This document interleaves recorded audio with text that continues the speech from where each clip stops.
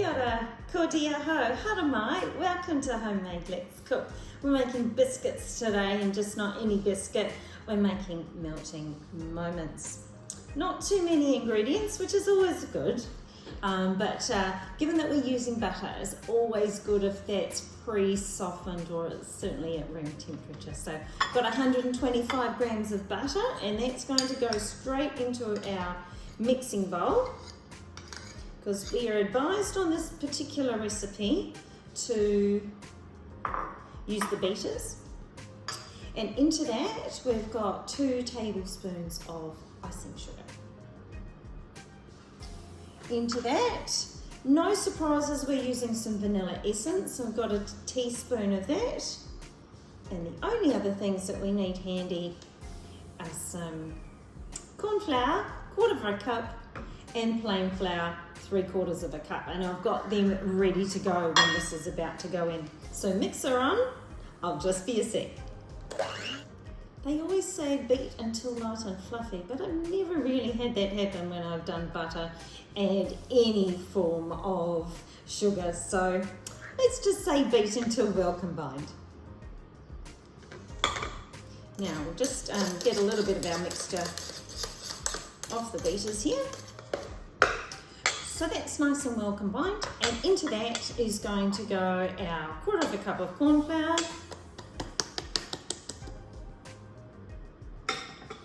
and 3/4 of a cup of plain flour.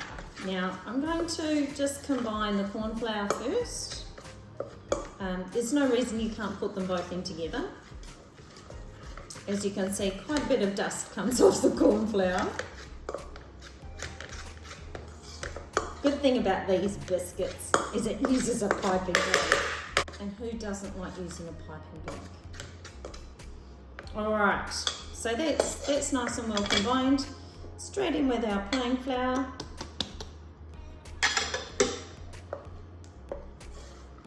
Nice and gentle to start so it doesn't go everywhere to begin with. And then once that's combined, we pop that in the piping bag. So these of course aren't overly sweet. We've only got 2 tablespoons of sugar to the 1 cup of flours. So that's quite nice. We do of course put a little bit of sugar in the filling, of course. Right, now that's come together beautifully already. Of course my oven is on, it's on moderate.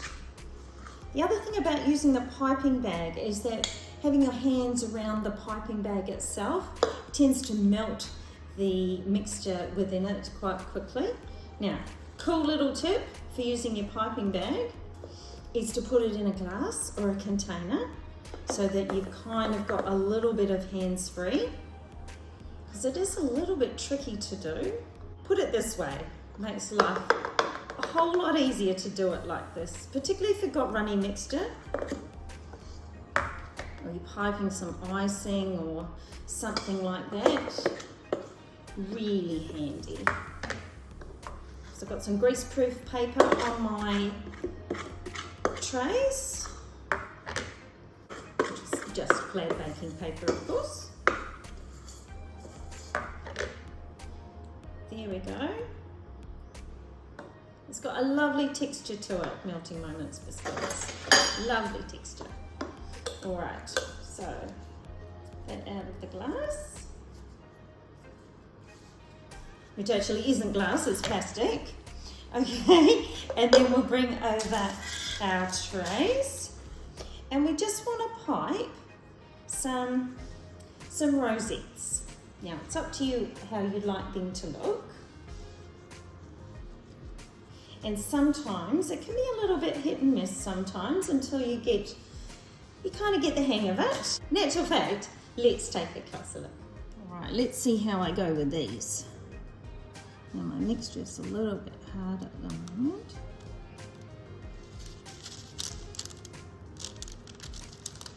That looks pretty good.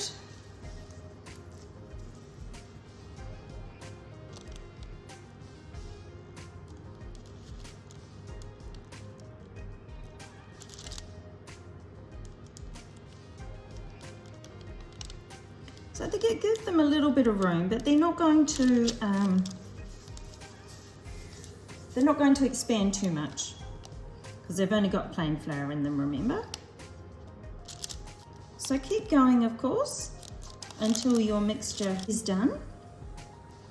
In the oven for about 10 minutes, because they're not that big. And then you just want them lightly golden brown. And then we'll be back when they're ready to come out. I'll see you soon.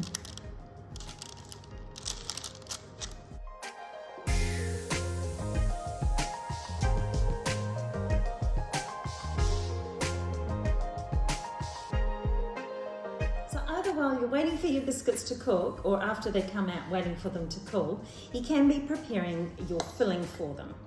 So in here, I've got 30 grams of butter, half a cup of icing sugar, a teaspoon of, or a little bit of vanilla, and a tablespoon of milk, or thereabouts.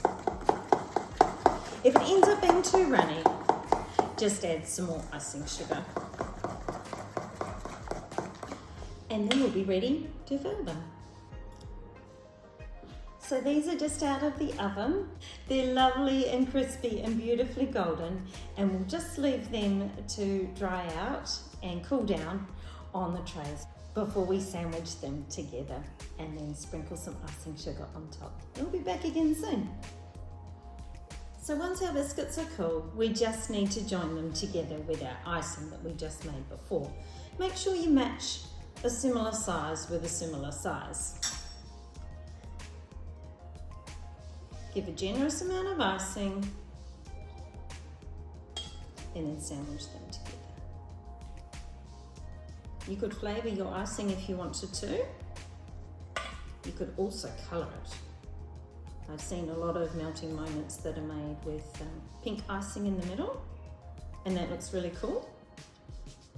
Just remember, these are really light, delicate biscuits, and as the name suggests, they melt in your mouth. So be very careful when you're handling them and icing them.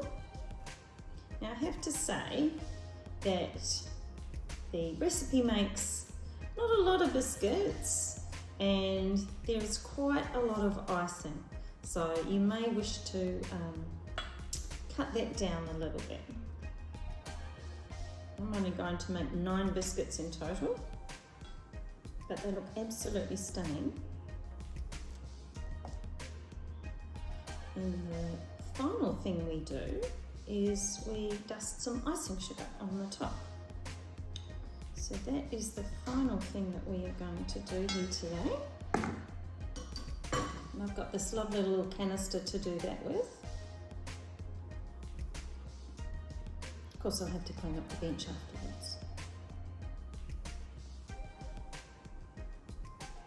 Oh, that one's slipping off. And there they are, melting moments. Thanks for joining me today. Enjoy. Ka kite.